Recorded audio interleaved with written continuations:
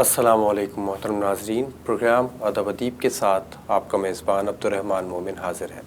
ناظرین، پروگرام ادب ادیب میں آپ کی ملاقات ہم ادیبوں سے، شعراء سے کرواتے ہیں۔ آپ ان کا ادب سنتے ہیں، ان کی شاعری سنتے ہیں اور ان کی زندگی سے متعلق ہم جو گفتگو کرتے ہیں وہ آپ سماعت کرتے ہیں۔ آج ہمارے ساتھ جو مہمان شخصیت یہاں اسٹوڈیوز میں ہے، ان کا تعلق بھی شاعری سے ہے، ادب سے ہے، اور خاص بات یہ ہے کہ ان کا تعلق نئی نسل سے ہے، اور یہ وہ نسل ہے جو آئندہ ادب اور شاعری کا حوالہ بنے گی۔ آئیے ہم نئی نسل کے ایک باصلاحیت شاعر شبیر عالم احرام سے آپ کی ملاقات کرواتے ہیں۔ السلام علیکم۔ وعلیکم السلام۔ کیسے مزاج؟ الحمدللہ، آپ کیسے ہیں؟ بالکل ٹھیک۔ گفتگو کا آغاز ہم کرتے ہیں عموماً بچپن سے کہ ابتدائی دور کیسا گزرا آپ کا۔ ویسے تو تقریباً زندگی کا ابتدائی دور ہی گزرا ہے، لیکن جب آپ بچے تھے، اسکول میں پڑھتے تھے، اس وقت آپ کا کیا ماحول تھا ارد گرد اور کیا مشاغل تھے؟ میں اصل میں بچپن سے سنجیدہ رہا ہوں، اور ایز اے اسٹوڈنٹ بھی میری اسکول کے بھی میرے معاملات جو ہیں وہ زیادہ میرا دھیان درس و تدریس، پڑھائی کی طرف، اور زیادہ دھیان یہ ہوتا تھا کہ اچھے مارکس آ جائیں اس طرح سے۔ اس کے بعد بھی زیادہ تعلق جو ہے وہ پڑھائی کی طرف رہا۔ والد صاحب میرے شاعر تھے، تو ایک الگ رغبت ہوئی اردو زبان سے، شاعری سے۔ صحیح۔ انہیں پڑھا بچپن میں، پھر شروعات جو ہے وہ والد صاحب کی مرثیہ نگاری پڑھنے سے ہوئی، تو ایک وہ الگ اہل بیت سے عشق کا تعلق قائم ہوا۔ وہاں سے پھر جو میں نے پہلا اپنا شعری کلام کہا تھا وہ ایک منقبت تھی اہل بیت کے لیے، تو صحیح۔ وہاں سے پھر اللہ پاک نے کرم کیا، اور اس کے بعد تو آپ بتا رہے ہیں کہ بچپن ہی سے سنجیدہ مزاج تھے اور تعلیم سے آپ کا تعلق تھا، علم سے۔ والد صاحب شعر کہتے تھے، تو آپ نے جب شعر کہا یا آپ نے جب منقبت کہی تو کسے سنائی، اور جس کو بھی سنائی کیا رد عمل تھا؟ سب سے پہلے جب ایسا ہوا تو مجھے اصل میں میرے کسی دوست نے ایک شعری کلام دکھایا تھا کہ یہ میں نے لکھا ہے، تو اب وہ میں کیونکہ میرا باضابطہ تعلق نہیں تھا شعر و سخن سے یا لکھنے لکھانے سے، لیکن ایک چیز آپ کے اندر ہوتی ہے جو وہ پنپ رہی ہوتی ہے، تو میں نے دیکھا کہ اس میں شعری غلطیاں تھیں، تو میں نے اسے کہا کہ اس میں یہاں سے نا آپ اسے ٹھیک کر لیں، اس کی تصحیح کر لیں۔ تو وہاں پھر وہ معاملہ استاد صاحب تک گیا، اور استاد صاحب نے جب کہا کہ یہ بات جو ہے وہ بالکل درست ہے، کہ یہ صحیح نشاندہی کر رہے ہیں، صحیح، تو پھر میں نے والد صاحب کو یہ والا واقعہ سنایا، تو انہوں نے مجھے مشورہ دیا کہ آپ خود سے کچھ کلام کہیں، اور پھر وہاں سے وہ بات شروع ہوئی، اور اس کے بعد جو ہے وہ سلسلہ جو ہے مشورہ وہ آپ نے دیا تھا اپنے؟ میں نے تصحیح کا مشورہ دیا تھا، جہاں سے استاد صاحب نے کہا کہ یہ جو پوائنٹس آپ یہاں پر آپ جس کی نشاندہی کر رہے ہیں، کوئی عام اسٹوڈنٹ جو ہے اس لیول پہ یہ چیزیں نہیں کر سکتا۔ تو پھر اس نے مجھ سے میرے والد صاحب کے بارے میں بھی پوچھا تھا کہ گھر میں کوئی ہے جس کا تعلق جو ہے وہ زبان سے ہے یا اس طرح سے کوئی چیز، تو وہاں سے یہ سلسلہ شروع ہوا۔ واہ! بچپن میں آپ کا تعلق میرا خیال ہے 90 کی دہائی سے ہے، اور 90 کی دہائی میں آپ کا بچپن گزرا، اور اس وقت بھی جو ٹیلی ویژن تھا وہ صرف ایک ٹیلی ویژن تھا، یا جو پرائیویٹ چینلز ہیں اس طرح سے نہیں آئے تھے، پھر یہ آہستہ آہستہ آتے گئے۔ تو دلچسپی کے کیا آپ کے وہ تھے، کن چیزوں کے ساتھ آپ وقت گزارتے تھے؟ میرا بچپن ٹی وی چینلز کے ساتھ نہیں گزرا، کتابوں کے ساتھ گزرا ہے۔ تو عموماً میٹرک تک جو ہے وہ میرے ساتھ معاملات یہ تھے کہ میرا سارا جو ہے رجحان پڑھائی کی طرف ہوتا تھا، اس کے ساتھ ساتھ شعری اردو کے افسانے، شعر و سخن کی کتابیں، اور یہ معاملات رہے کہ میں بچپن سے ہی ایون میں نے محسن نقوی کو پڑھنا شروع کیا، اس کے علاوہ جو ہمارے اساتذہ شعراء ہیں ان کو پڑھنا شروع کیا۔ صحیح، یہ اچھا ہے۔ اور رسائل اس وقت شائع ہوتے تھے، بچوں کے رسائل شائع ہوتے تھے، یا آج بھی ہو رہے ہیں، بچے پڑھتے ہیں، تو کیا آپ نے بچوں کے لیے جو کہانیاں، نظمیں شائع ہوتی ہیں وہ پڑھیں، اور بعد میں کیا لکھنے کی طرف بھی آئے، یا سوچا کہ بچوں کے لیے بھی لکھنا چاہیے؟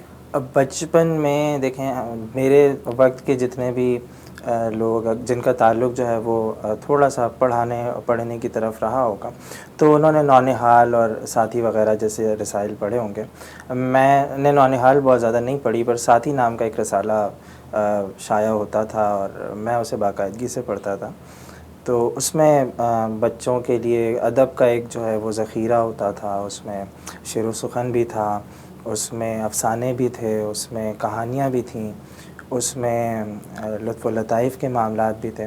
تو کافی ایک اچھا سلسلہ تھا، اور وہ ایک بہت عرصے تک میں اس رسالے کو پڑھتا رہا، اور میرا نہیں خیال وہ ابھی آتا ہے یا نہیں آتا، بٹ امید ہے کہ آتا ہوگا. تو اگر بچوں کو اس کی طرف ان کا دھیان اس کی طرف جائے تو بہت اچھا ہے کہ بچوں کو بھی ابھی بھی پڑھائی کی طرف جو ہے وہ تھوڑا بہت کم سے کم تفریحی زمرے میں ہی صحیح لیکن پڑھنا چاہیے. ساتھی تو ماشاءاللہ شائع ہو رہا ہے 42 برس سے.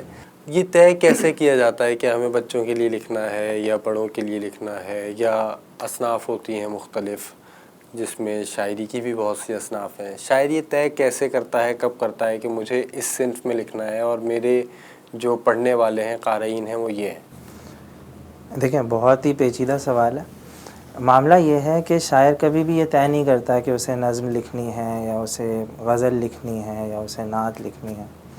شاعر جو ہے وہ اسے شعر عطا ہوتا ہے، اور جب اس سے شعر ہو جاتا ہے تو وہ دیکھتا ہے کیا وہ نظم کا شعر ہے، کیا وہ غزل کا شعر ہے، کیا وہ نعت کا شعر ہے، کیا وہ بڑوں کے لیے لکھا جا سکتا ہے، کیا وہ بڑوں کے بچوں کے لیے لکھا جا سکتا ہے. تو شعر جو ہے وہ آپ کو عطا کیا جاتا ہے، اور اس کے بعد جو ہے وہ آپ اس کے اوپر کام شروع کرتے ہیں. تو میرے خیال سے یہ فیصلہ ہمارے اوپر نہیں ہے، یہ فیصلہ رب العالمین کی ذات کے اوپر ہے کہ وہ ہم سے کیا کام لینا چاہتا ہے ادب کے حوالے سے. بالکل. آپ بتاتے ہیں، اور ہم نے شاید دیکھا بھی آپ کو، کہ آپ کا تعلق جو تعلیم سے اور جو نصابی تعلیم ہے اس سے بہت گہرا رہا، اور آپ نے بہت توجہ سے نصابی تعلیم حاصل کی. جو نوجوان یا جو طالب علم نصابی تعلیم کی طرف رجحان رکھتے ہیں، وہ ان سب سرگرمیوں کی طرف نہیں جاتے، یا ادب کی طرف نہیں جاتے، رسائل کی طرف نہیں جاتے، اور ان کے گھر والے بھی انہیں روکتے ہیں. آپ کے ساتھ تو یہ میرا خیال ہے معاملہ یا مسئلہ نہیں رہا. آپ دوسرے نوجوانوں کے بارے میں یا اس رجحان کے بارے میں کیا کہیں گے؟ کیا مشکل ہوتی ہے پڑھائی کو ساتھ لے کر چلنے میں؟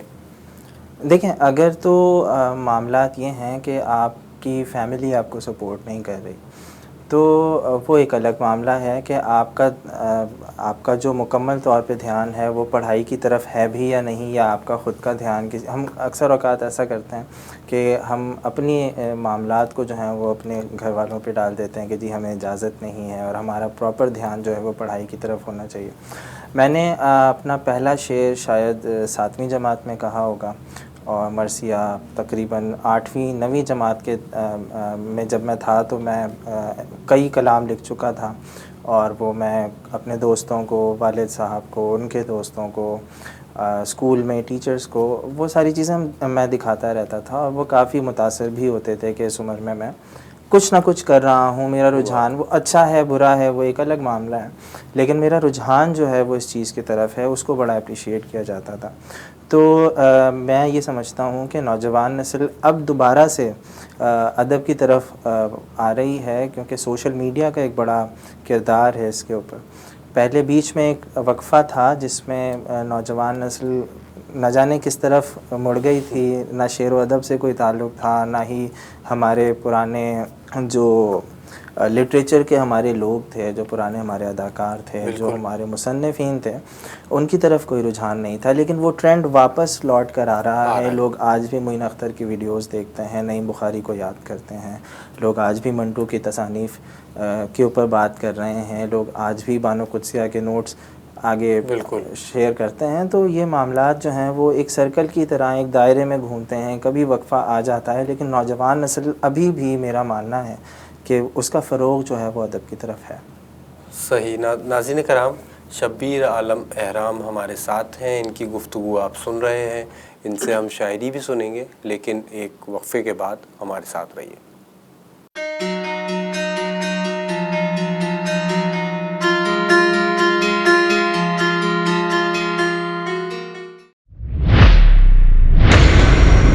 امریکی تاریخ میں ہوگا پہلی بار نیو جرسی کے یوگی بیرا اسٹیڈیم میں پاک بھارت کرکٹرز کے درمیان زبردست ٹاکرا. 13 ستمبر کو ہوگی امریکن پریمیئر لیگ کی افتتاحی تقریب. شائقین کے لیے ہوگا بالی ووڈ ڈانس، ڈرون شو اور آتش بازی کا شاندار مظاہرہ. گلوکار شیر جان جنون گروپ کے نغموں سے گرمائیں گے شائقین کا لہو. ٹکٹوں کی بکنگ تیزی سے جاری ہے. You guys need to come there and support the Pakistani team. American premier league کی ویب سائٹ پر آج ہی اپنی ٹکٹ بک کروائیں یا پھر فون نمبر 9143401127 پر رابطہ کیجیے.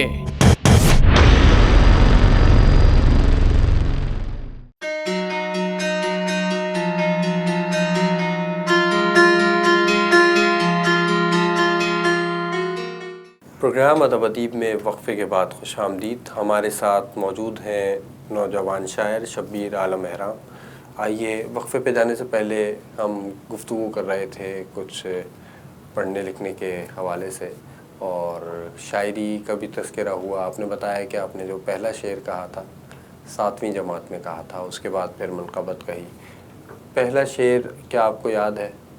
ہاں مجھے پہلا شعر یاد ہے. تو بہت پہلا شعر بالکل پہلی محبت کی طرح ہوتا ہے جو ہمیشہ یاد رہتا ہے. تو وہ کچھ اس طرح سے تھا, تو بھی دل سے نکال دے اس کو جس نے دل سے تجھے نکال دیا. یہ شعر صرف اتنا ہی تھا جس کو بعد میں جب غالباً اس کے 4-5 سال بعد میں نے اس کی قطع بندی پوری کی تو وہ کچھ ایسا ہو گیا کہ تو بھی دل سے نکال دے اس کو جس نے دل سے تجھے نکال دیا. عقل آئی تھی مشورہ دینے, عشق نے مسکرا کے ڈال دیا. واہ, بہت خوب. عقل آئی تھی مشورہ دینے, کیا کہنے, عشق نے مسکرا کے ڈال دیا. کیا کہنے, تجھ سے مانگوں گا آنسوؤں کا حساب, یہ نہ کہنا کہ میں نے مال دیا. واہ واہ واہ, کیا کہنے, بہت خوب. بہت شکریہ. یہ بہت اچھے اشعار ہیں. اور آپ کی یعنی طبیعت جو تھی وہ موضوع ہی تھی اور پہلا شعر بھی جو آپ نے کہا وہ موضوع ہی کہا. کیا شاعری کے لیے طبیعت کا موضوع ہونا ضروری ہے؟ دیکھیں یہ ایک بہت بڑی بحث ہے کہ شاعر بن سکتے ہیں یا کون سی ایسی چیزیں ہیں جو انسان کو شاعر بناتی ہیں. کئی شعراء اور کئی بزرگ شعراء ایسا مانتے ہیں کہ شاعر بنتا نہیں ہے, شاعر پیدا ہوتا ہے. تو کسی ایک ہمارے بڑے عزیز شاعر ہیں, ان کا شعر ہے کہ بات یہ ہے کہ آدمی شاعر یا تو ہوتا ہے یا نہیں ہوتا. تو یہ شعر تھا. تو میرا یہ ماننا ہے کہ اگر ہم تھوڑی سی کوشش کریں تو آپ کی طبیعت بھی موضوع ہو سکتی ہے, آپ کے وزن بہر یہ سارے معاملات بھی درست ہو سکتے ہیں. شاعری ایک آرٹ ہے اور کوئی بھی آرٹ سیکھا جا سکتا ہے. آرٹسٹ پیدا ہوتے ہیں لیکن بن بھی جاتے ہیں. ضروری نہیں کہ جو پیدائشی طور پہ شاعر نہ ہو یا جو خاندانی طور پہ شاعر نہ ہو. یا میں نے ایسے بہت سارے شعراء کو دیکھا ہے جن کی مادری زبان اردو نہیں ہے لیکن وہ بہت اچھی اردو شاعری کرتے ہیں. ایسے بہت سارے لوگوں کو دیکھا ہے جن کے تلفظات میں معاملات ہیں لیکن وہ جب قلم اٹھاتے ہیں تو وہ کیا کمال کرتے ہیں. لیکن اب ایک سوال ذہن میں آ رہا ہے جو آپ نے بات کی ابھی کہ کچھ ایسے لوگ ہیں جن کی مادری زبان اردو نہیں ہے, کوئی اور سی زبان, تلفظ کا مسئلہ ہے. لیکن اس کا شاعری سے کتنا گہرا تعلق ہے, زبان کا یا تلفظ کا؟ شاعری تو میرا خیال ہے کہ ان سے تھوڑی سی مختلف چیز ہے یا ان سے آگے کی چیز ہے. اور شاعر کہیں بھی ہو, کسی بھی دنیا کے کسی بھی حصے میں ہو, اس کے پاس کوئی بھی زبان نہ ہو, تو وہ شاعر ہوگا یا نہیں ہوگا؟ دیکھیں ہم جہاں تک زبان کی بات کرتے ہیں تو زبان کا جو تعلق ہے وہ ہم انگلش میں کہتے ہیں کہ انکوڈنگ اور ڈیکوڈنگ آف دی آئیڈیا ہوتا ہے. مطلب میرے مائنڈ میں, میرے ذہن میں ایک چیز نکل کر آتی ہے جسے مجھے لوگوں تک پہنچانا ہوتا ہے. اس کے لیے میں کبھی اپنے جیسچرز کو یوز کرتا ہوں, کبھی میں اپنی زبان کو یوز کرتا ہوں, کبھی میں اشارے یوز کرتا ہوں. تو کبھی میں لکھ دیتا ہوں, کبھی میں تصویر بنا دیتا ہوں, کبھی میں کسی بھی آئیڈیا سے, کسی بھی برج سے, کسی بھی میڈیم سے, جیسے آپ نے کہا, اپنے آئیڈیا کو شیئر کر دیتا ہوں. بالکل. یہ ڈیفینیشن ہے زبان کی, شاعری کی نہیں. صحیح. شاعری کے لیے زبان کا درست ہونا ضروری ہے, آپ کو سیکھنا ضروری ہے. بالکل ایسا شاعری اور یہ جو عروض ہیں. اور آپ کا کیا خیال ہے؟ کچھ لوگ کہتے ہیں, خیال ہے لوگوں کا کہ اگر کوئی یہ اس علم کو سیکھنے کی طرف بڑھتا ہے, سیکھتا ہے اور بہت زیادہ اس کی طرف اگر اس کا رجحان ہو جاتا ہے تو پھر اس کا خیال کہیں رک جاتا ہے, رک کر آتا ہے. خیال میں پھر وہ بات نہیں رہتی. دیکھیں ہمارے ساتھ معاملہ یہ ہے نا کہ ہم کبھی کسی کی بات سن لیتے ہیں کہ کسی نے کوئی بیان دے دیا، کہیں کسی نے کوئی کالم لکھ دیا، ہم اس سے متاثر ہو جاتے ہیں. ہم اس کا ایک پورا اثر اپنی ذات پہ، اپنی شخصیت پہ، اپنے کام پہ لے لیتے ہیں، جس کی وجہ سے یہ معاملات جو ہیں وہ بگڑنا شروع ہوتے ہیں. آپ شعر تو کہہ لیں گے، اس کے اندر ہو سکتا ہے کہ آپ کے پاس جو ہے وہ مضامین بھی بہت اچھے ہوں، آپ بہت اچھی بات کر رہے ہیں، لیکن آپ کی اسکیلنگ ہی ٹھیک نہیں ہے، آپ کے اوزان ہی ٹھیک نہیں ہے، تو کبھی بھی اسے ایک اچھا شعر نہیں مانا جائے گا. لیکن بات یہ ہے کہ آپ 7ویں جماعت میں تھے اور آپ نے یہ شعر کہا. اس وقت کیا آپ اوزان جانتے تھے، بحریں جانتے تھے، یا ساری چیزیں نہیں جانتے تھے؟ دیکھیں وہ تو میں ابھی بھی نہیں جانتا. اگر میں ایک آنیسٹ ریویو دوں آپ کو، ایمانداری سے اگر میں آپ کو بتاؤں، تو میں اتنا نہیں جانتا کہ میں کہہ دوں کہ میں جانتا ہوں. جیسے حضرت علی کا قول ہے کہ یا اللہ مجھے اتنا علم دے کہ میں کہہ سکوں مجھے کچھ نہیں آتا. تو میں کبھی بھی ایسے کھڑا ہو کر نہیں کہہ سکتا کہ مجھے عروض آتے ہیں یا مجھے بحر آتے ہیں. انسان کا سیکھنے کا عمل جو ہے وہ چلتا رہتا ہے. ہاں ہمیں کچھ چیزیں آتی ہیں جو ہم نے سیکھی ہیں بعد میں جا کر اور ان کو استعمال کیا ہے. اس میں بھی ہمارے سوال کا جواب نہیں ہے. میں آپ کو اپنی بات آگے بڑھاتا ہوں. جب میں نے 7ویں جماعت میں اپنا شعر کہا تو وہ میں بچپن سے ہمیں ایک کچھ نظمیں یاد کرائی جاتی ہیں جو ہمارے ذہن کا ابھی بھی حصہ ہوتی ہیں، جن میں سے ایک بڑی مشہور ہے ابو لائے موٹر کار. تو اس طرح سے ہمیں کچھ اردو میں اور انگریزی زبان میں نظمیں یاد کرا دی جاتی ہیں جن میں ایک ردم ہوتا ہے. تو معاملہ یہ ہے کہ ایک مناسب شاعر بننے کے لیے ردم کافی ہے. اگر آپ ردم کا استعمال کرتے ہیں، جو میں بچپن سے کرتا آیا تھا، جب مجھے نہیں پتہ تھا کہ رموز کیا ہوتے ہیں اور اوزان کیا ہوتے ہیں، کتنے قسم کی بحریں ہوتی ہیں، کون سا وزن ہے، یہ معاملات مجھے نہیں پتہ تھے. مجھے ایک چیز پتہ تھی کہ وہ بولنے میں ایک جیسی لگنی چاہیے، ایک روانی ہونی چاہیے، وہ اس کے اندر ایک ردم، ایک روانی ہونی چاہیے. اور میں نے جو شروع میں نے یہ واقعہ آپ کو بتایا تھا کہ وہ میں نے کسی کی تصحیح کی تھی، وہ بھی میں نے اسی کی بنا پہ کی تھی، اسی کی بنیاد پہ کی تھی کہ مجھے وہ پڑھنے میں کھٹک رہا تھا. تو میں نے وہاں پہ مارکنگ کی کہ جی یہاں سے یہ چیزیں جو ہیں کچھ گڑبڑ ہے، معلوم نہیں کیا ہے. بالکل ایسے ہی. بالکل. تو یہی بات کہ طبیعت میں اگر موزونیت ہو تو شعر تو کہا جا سکتا ہے، بالکل، لیکن سیکھنا بھی آپ کے خیال میں ضروری ہے. نو پلک سنوارنا. دیکھیں ایک وہ بالکل ایسا ہی فرق ہے جیسا ایک شخص صبح اٹھ کر ہوتا ہے اور پھر اس کے بعد وہ اپنا حلیہ درست کر کے آفس جاتا ہے، تو تھوڑا سا فرق ہوتا ہے. بالکل. تو ایسا سمجھ لیں کہ شاعری تو ہوتی ہے لیکن وہ یہ اس نگینے کی طرح ہے، یہ اس ہیرے کی طرح ہے جسے تراشنے کی ضرورت ہے. بس یہ بات اب تھوڑی سی میرا خیال ہے اور بہتر ہو گئی. اور آپ نے یہی کہا کہ شاعری بنیادی طور پہ تو شاعر ہوتا ہے لیکن اس کو سیکھنا، سمجھنا، اس کے فن کو اور نکھار دیتا ہے. بالکل ایسے ہی. نثری نظم بھی آج کل آپ دیکھ رہے ہیں کہ بہت سارے لوگ لکھ رہے ہیں، نثری نظم پہ بات بھی ہو رہی ہے. اور یہ 80 کی دہائی سے سلسلہ شروع ہوا، پھر بیچ میں تھوڑا سا رک گیا. اب جب سے سوشل میڈیا آیا ہے دوبارہ سے جو نئے لوگ ہیں لکھنے والے، نثری نظم کی طرف بھی رجحان رکھتے ہیں، لکھنا چاہتے ہیں، لکھ رہے ہیں. آپ نے نثری نظم لکھی؟ نہیں، میں نے نثری نظم نہیں لکھی. اور میرا غالباً 2015 یا 16 میں کسی اخبار نے میرا انٹرویو لیا تھا، تو میں نے انہوں نے مجھ سے یہ سوال کیا تھا، تو میں نے انہیں کہا تھا میں نثری نظموں کو شاعری کا حصہ نہیں مانتا، اور انہوں نے اسے ہیڈ لائن بنا کے وہاں پر ڈالا تھا. تو معاملہ یہ ہے کہ لوگ سمجھتے ہیں کہ میں نثری نظموں کے خلاف ہوں. میرے کئی ایسے قریبی دوست ہیں جو نثری نظم کہتے ہیں اور بڑے مقبول ہیں، لیکن میں اپنی رائے پہ قائم ہوں کہ نثری نظم جو ہے وہ ایک زیادتی ہے شاعری کے ساتھ. میرا اپنا کردار یا میری اپنی شخصیت اس مقام پہ نہیں ہے کہ کسی شعری سیکشن کے بارے میں کوئی بات کر سکے، لیکن پھر بھی ایک میرا اپنا ایک نظریہ ہے کہ نثری نظم جو ہے وہ شاعری کا حصہ نہیں ہے. صحیح. ناظرین کرام، شبیر عالم احرام کی گفتگو آپ سماعت کر رہے ہیں. شاعری پہ بات ہو رہی ہے. شاعری ابھی تک ہم نہیں سن سکیں، سنیں گے ایک وقفے کے بعد. آپ ہمارے ساتھ رہیے.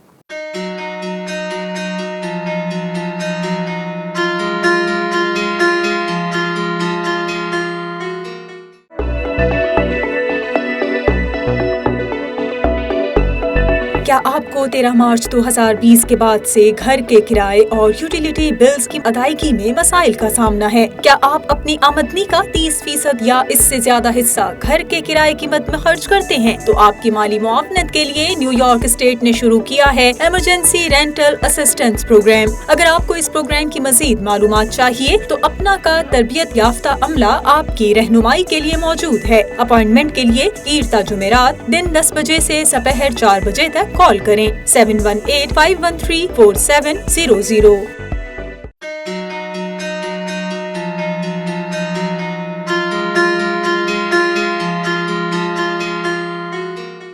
وقفے کے بعد پروگرام ادب ادیب میں خوش آمدید۔ ہمارے ساتھ موجود ہیں نوجوان شاعر شبیر اعلیٰ مہرام۔ وقفے پہ جانے سے پہلے آپ ان کی گفتگو سماعت کر رہے تھے، شاعری کے حوالے سے بہت سی باتیں ہوئیں، تو ہم باتیں بھی کریں گے لیکن پہلے چاہیں گے کہ ان سے کچھ شعر سنیں۔ آئیے شبیر عالم صاحب کچھ شعر سنائیں۔ یہ تازہ کلام ہے، اس کو میں نے کہیں پبلش بھی نہیں کیا، تو میں نے کہا بطور خاص آپ کی نظر کروں کہ دکھ تو بس ایک ہے انسان کی اوقات کا دکھ۔ واہ، دکھ تو بس ایک ہے انسان کی اوقات کا دکھ، ورنہ اس شہر میں کیا دکھ ہے کسی بات کا دکھ۔ واہ، کیا دکھ تو بس ایک ہے انسان کی اوقات کا دکھ، ورنہ اس شہر میں کیا دکھ ہے کسی بات کا دکھ۔ ایک ہی غم ہے میری زیست میں تقدیر کا غم، ایک ہی غم ہے میری زیست میں تقدیر کا غم، ایک ہی دکھ ہے میاں گردش حالات کا دکھ، ایک ہی دکھ ہے میاں گردش حالات کا دکھ۔ ایک دکھ ہے کہ میرے ساتھ نہیں ہو اب تم، ایک دکھ ہے کہ میرے ساتھ نہیں ہو اب تم، اور اوپر سے یہ لوگوں کے سوالات کا دکھ، اور اوپر سے یہ لوگوں کے سوالات کا دکھ۔ تجھ کو دکھ ہے کہ تیرے لوگ منافق نکلے، تجھ کو دکھ ہے کہ تیرے لوگ منافق نکلے، وائے قسمت کے ملا ہے تجھے سادات کا دکھ، وائے قسمت کے ملا ہے تجھے سادات کا دکھ۔ ایک تیرا دکھ کہ کوئی دکھ ہی نہیں ہے تجھ کو، ایک تیرا دکھ کہ کوئی دکھ ہی نہیں ہے تجھ کو، ایک میرا دکھ کہ مجھے ہے تیری ہر بات کا دکھ، ایک میرا دکھ کہ مجھے ہے تیری ہر بات کا دکھ۔ اور پہلے دل توڑتے پھرتے ہیں مسلمانوں کے، پہلے دل توڑتے پھرتے ہیں مسلمانوں کے، پھر مناتے ہیں یہ بھولی ہوئی آیات کا دکھ، پھر مناتے ہیں یہ بھولی ہوئی آیات کا دکھ۔ ایک ہی دکھ ہے، ایک ہی غم ہے میری زیست میں تقدیر کا غم، ایک ہی دکھ ہے میاں گردش حالات۔ کیا کہنے، بہت خوب، بہت شکریہ۔ واہ، کوئی اور غزل بھی سنائیے۔ اوائل کی غزلوں میں سے ایک ہے کہ لمبی بہر ہے۔ میں نے تجربات کچھ زیادہ کیے ہیں، تو ان میں سے کچھ تجرباتی غزلیں آپ کو سنانا چاہوں گا کہ ایک بےکس شکستہ مسافر کوئی جس میں ہمت نہیں کہ اٹھائے قدم، ایک بےکس شکستہ مسافر کوئی جس میں ہمت نہیں اب اٹھائے قدم، ہانپتے ہانپتے کانپتے کانپتے اپنی منزل کی جانب بڑھائے قدم، ہانپتے ہانپتے کانپتے کانپتے اپنی منزل کی جانب بڑھائے قدم، شور برپا قیامت کا ہونے لگا، سور پھونکا تو پربت بھی اڑنے لگے، شور برپا قیامت کا ہونے لگا، سور پھونکا تو پربت بھی اڑنے لگے، اب بتا کیسے اٹھنے سے روکے کوئی، اب بتا کیسے کوئی جمائے قدم، اب بتا کیسے اٹھنے سے روکے کوئی، اب بتا کوئی کیسے جمائے قدم، دل کی دہلیز پر جب قدم رکھ دیا جسم سے روح تک شور مچنے لگا، دل کی دہلیز پر جب قدم رکھ دیا جسم سے روح تک شور مچنے لگا، ہائے ہائے قدم، ہائے ہائے قدم، ہائے ہائے قدم، ہائے ہائے قدم۔ موت کی سمت چلتی رہی زندگی، اپنی مستی میں کھویا رہا آدمی، اپنی مرکت کی جانب ہے اب کے قدم، اب کے سفر عین ممکن ہے اب لڑکھڑائے قدم، اپنی مرکت کی جانب ہے اب کے سفر عین ممکن ہے اب لڑکھڑائے قدم، ہائے ہائے قدم، ہائے ہائے قدم۔ بہت خوب. بہت شکریہ. غزلیں آپ نے کہیں اور منقبت بھی، اور اس کے علاوہ کن اصناف میں آپ نے کام کیا؟ ان کے علاوہ میں نے چند ایک ایسی اصناف میں بھی کام کیا جن کے بارے میں نوجوان شاید نہ جانتے ہوں، جن میں ایک مہتابی غزل ہے جس میں ہر شعر پہ ارکان بڑھا دیے جاتے ہیں اور ہر شعر ایک الگ اس پر ہوتا ہے اسکیل پر. اس کے علاوہ میں نے غزل نما کہی ہے، میں نے رباعیات کہی ہیں، اس کے علاوہ میں نے قطعات کہے ہیں، حمدیں، نعتیں. اللہ کا شکر ہے، اللہ نے حمدیں اور نعتوں تک بھی رسائی دی. تو غزلیں بھی کہیں، نظمیں بھی کہیں، اور نثری نظمیں نہیں کہیں. صحیح. غزل، نظم اور بھی مختلف اصناف میں آپ نے بات کی، کام کیا. اظہار کے لیے موزوں ترین صنف کون سی لگی آپ کو؟ دیکھیں، جب بہت ساری چیزیں جو ہیں ان کا اظہار کرنا ہوتا ہے اور ایک انداز میں بہت ساری چیزوں کا اظہار کرنا ہوتا ہے، اس کے لیے موزوں ترین جو ہمارے پاس صنف ہے وہ غزل ہے. لیکن جب کسی ایک بات پہ اصرار کرنا ہو، بار بار کرنا ہو، بے تحاشا کرنا ہو، اس کے لیے نظمیں ہیں. اور کئی بار ایسے موضوع تھے جن کے اوپر غزل کا کوئی شعر کہنا مناسب نہ لگا، تو پوری نظمیں کہیں ان کے اوپر، اور پوری نظم میں بھرپور طریقے سے اس ایک پوائنٹ کے اوپر فوکس کیا جو کہ نقطہ نظر تھا. ویسے تو بات اب اس طرف نہیں جانی چاہیے، لیکن ایک خیال یہ پیش کیا جاتا ہے، نقاد بھی کچھ ایسے ہیں جو کہتے ہیں کہ اب غزل ایک دائرے تک محدود ہو گئی ہے، اور اس کے علاوہ نظم بھی، یا جو آپ کی پابندیاں ہیں شاعری میں، وہ خیال پیش کرنے میں رکاوٹ پیدا کرتی ہیں. تو یہی وجہ ہے کہ اب ہم شاعری سے نثر کی طرف جاتے ہیں، ناول وغیرہ بھی لکھتے ہیں. اور یہ جو نثری نظم ہے یہ بھی اسی وجہ سے وجود میں آئی کہ اظہار کے لیے اتنی موزوں سے نہیں رہیں غزل وغیرہ، کہ آپ کو اظہار کرنا ہے تو آپ کو تھوڑی سی ان پابندیوں سے نکل کر آزاد صنف کی طرف جانا ہوگا. دیکھیں مومن، جب زبان ایجاد نہیں ہوئی تھی تب لوگ پتھروں پہ تصویریں بناتے تھے اور اپنی بات کا اظہار کر جاتے تھے. وہ آج تک ہم پریشان ہیں کہ انہوں نے کیا بات کہی تھی، ہماری سمجھ میں نہیں آ رہا.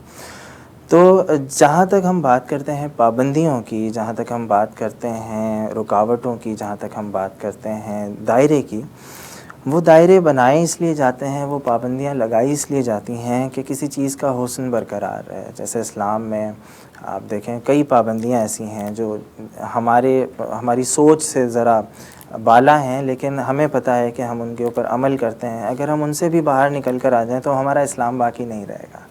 اسی طرح اگر ہم شعری پابندیوں سے باہر نکل آئیں تو ہماری شاعری باقی نہیں رہے گی. یہ بہت سمپل سی بات ہے. میرا خیال ہے کہ لوگ سمجھ جائیں گے کہ پابندیاں جو ہیں وہ حسن ہیں. اگر ہم پابندی کو پابندی سمجھیں اور ہم یہ کہیں کہ جی اظہار نہیں ہو سکتا اور ہماری باتیں، دیکھیں آپ کو محنت کرنی ہوگی. اگر آپ کو ایسا لگتا ہے کہ ان پابندیوں میں رہ کے استعمال نہیں، آپ زبان کا استعمال کرتے ہوئے یا اپنی زبان کو پابندیوں میں رہ کے استعمال کرتے ہوئے آپ اچھا شعر نہیں کہہ سکتے، تو میرا خیال ہے آپ کو میر و غالب کو پڑھنے کی ضرورت ہے. آپ کو شعر کہتے ہوئے میرا خیال ہے کہ 1 دہائی کا عرصہ تو ہو چکا ہے، زیادہ ہو چکا ہے، اور اس سے زیادہ ہو چکا ہے. اس سے کم عرصے میں بہت سے لوگ کتابیں لا چکے ہیں اپنی، اور کتابیں ان کی شائع ہوئی. آپ کی ابھی تک کتاب کیوں نہیں آئی اور کب آ رہی ہے؟ میری کتاب آ جاتی 2013 میں. میں نے 2 کتابیں مسودہ کے طور پہ بنا کے رکھی ہیں، اور مجھے نہیں پتہ کون سی ایسی چیز ہے جو مجھے روکتی ہے کہ مجھے کتاب شائع نہیں ہونی. دعا کریں کتاب جلد منظر نام پر آئے. 2 کتابیں مکمل طور پہ غزل کی میرے پاس موجود ہیں، اور کچھ اسباب ہیں جن کی وجہ سے میں انہیں پبلش نہیں کروا پا رہا، شائع نہیں کروا پا رہا، اور کیا پتہ ایک ساتھ میری 4 کتابیں آ جائیں. صحیح. آخر میں کوئی پیغام دیجیے ہمارے ناظرین کو. میرا پیغام، کیونکہ ہماری مکمل طور پہ گفتگو ہی جو ہے وہ ایک خاص مقصد کی طرف چلی گئی، تو میرا پیغام یہ ہے کہ پابندیوں سے نہیں ڈرنا چاہیے. اگر کوئی شاعر بننا چاہتا ہے، ایک تو شاعر جو ہے وہ بڑا ایک لٹریری فگر ہوتا ہے کسی بھی معاشرے میں. کسی بھی زبان کے جاننے والے کی جو آخری حد ہوتی ہے کہ جی آپ اس زبان میں ماہر ہیں تو وہ شاعری ہوتی ہے. اگر ہم یہ چاہیں کہ جی ہم پابندیاں ہٹا دیں تو اس کا مطلب آپ اپنا لیول نیچے کی طرف گرا رہے ہیں. جب آپ لیول گرا دیں گے تو پھر ایک شاعر اور ایک غیر شاعر برابر ہو جائے گا, تو پھر آپ کی بھی کوئی عزت نہیں کرے گا. تو جیسے ایک شاعر کا مقام ہوتا ہے اس مقام پہ رہنے دیں اور اس مقام تک جانے کی کوشش کریں. ایسا نہیں کہ اس مقام کو نیچے لے آئیں, آپ ذرا اوپر چلے جائیں تو شاعری کا مقام اردو زبان کی جو ہے وہ ایک قائم رہے. تو میرا پیغام یہی ہے کہ تھوڑی سی محنت کی ضرورت ہے ہماری نوجوان نسل کو. بہت شکریہ, آپ تشریف لائے. ناظرین کرام, آج آپ نے ملاقات کی شبیر عالم احرام سے. انہوں نے بہت سی باتیں کی جس میں سے ایک بات آخر میں انہوں نے کہی کہ پابندیوں سے نہیں گھبرانا چاہیے. گھبرانا تو ویسے بھی نہیں چاہیے, اور شاعری ہو یا زندگی کے دیگر معاملات, کچھ پابندیاں ہمارے لیے اچھی ہوتی ہیں. اور ایک پابندی ہماری آج یہ بھی تھی کہ ہمیں اسی عرصے میں, اسی وقت میں گفتگو کو اپنی سمیٹنا تھا, اور ہم نے سمیٹنے کی کوشش کی. آئندہ بھی ہم آپ کو ایسی ہی ادبی شخصیات سے ملواتے رہیں گے, اس امید اور دعا کے ساتھ کہ ادب اور ادیب ترقی کرتے رہیں. آپ کا میزبان عبد الرحمن مومن آپ سے اجازت چاہتا ہے. اللہ حافظ.